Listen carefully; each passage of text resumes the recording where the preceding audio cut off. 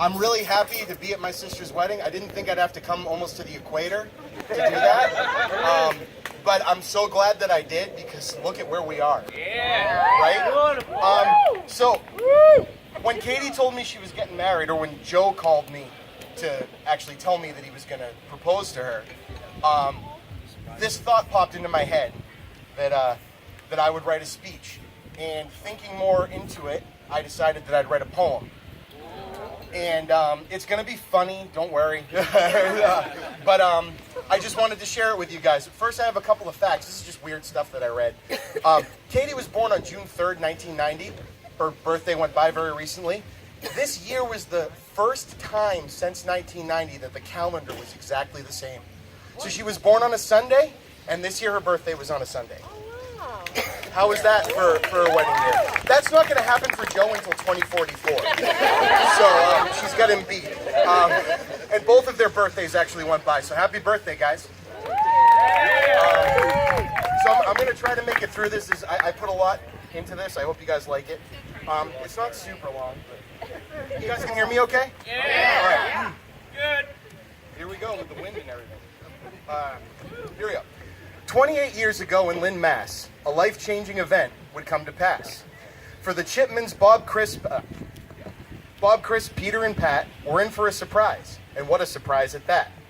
In the wee hours of the day to Salem Hospital, Peter and Pat flew, expecting their third child, the gender of which they were sure they knew. Chipmans only make boys, Peter would say, and statistically the Chipman family seemed to lean that way. Their baby arrived quickly.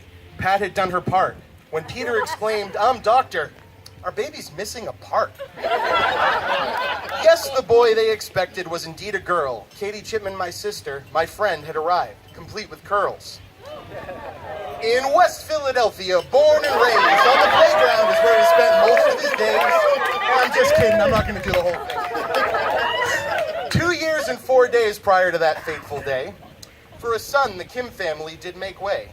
And although I'm sure his mother Terry would probably deny, I am sure Joe was born with a suit and a tie.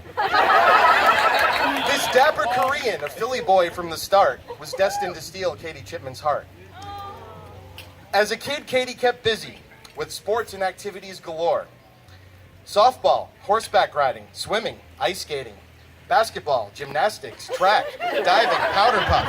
Her life was far from a bore. She graduated classical high school with dignity in class. And before we all knew it, our little Catie was off to college in Amherst at Zoo, Mass. Right on. Yes, my little sister was attending a party school, and it seemed so far away. Her brother Bob and I were worried about her safety, and Mom would update us day after day.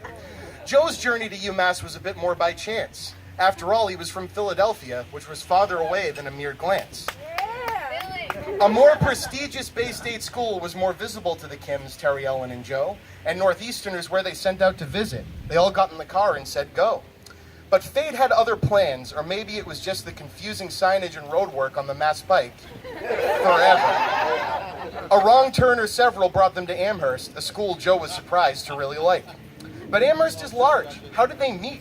I hear you asking, or thinking. Their first meeting was at a frat house, but Mom, I swear apple juice was all they were drinking. Catie called Mom one day about a geek frat she had found. All the guys remind me of Chris and Bob, she said, which made her feel safe and sound. One day hanging out, some guys entered the room shouting about Star Trek trivia, all excited. Their embarrassment after noticing a girl had Catie delighted. She continued to tell Mom about impressing these guys. Her Mario Kart 64 skills were unmatched, to their slack-jawed surprise. Still are. There was one guy among the group, Gucci, as he had been come to know. Hell yeah. Who had won Catie over, so again she had to call home. She sent Mom a picture of the guy she was seeing, to which Mom responded, "He looks like that guy from Lost. Is he Korean?" Catie paused for a long while, having never thought to ask. "I don't know, he's some kind of Asian," was her response. "I guess I'll have to ask." That was the start of it all. I hear September 10th was their first date. I met Joe for the first time at my thesis defense, and the first impression was great. Yeah. college, Joe and Catie moved in with the Chipmans as they worked very hard. Saving money, paying bills, they bought a really nice condo in Salem. But Molly thinks it could really use a yard. A few years later, Joe unleashed his grandmaster plan to woo Catie in public and ask for her hand. Detailed instructions, maps, and schematics were sent around. And on the anniversary of their first date, 40 to 50 of us converged onto Boston Common. Excitement abound. Joe and Catie left Moo and walked to the Swan Boat Bridge, where a hired photographer hid behind a ridge. Joe proposed to Catie, and she was quite surprised. And that brings us to today. I'm positive that look has not left her eyes.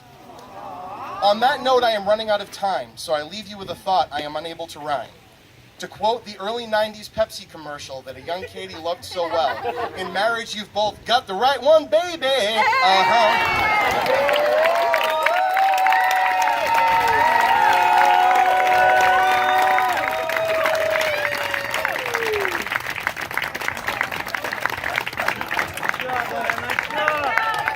I know, I've got 4 copies.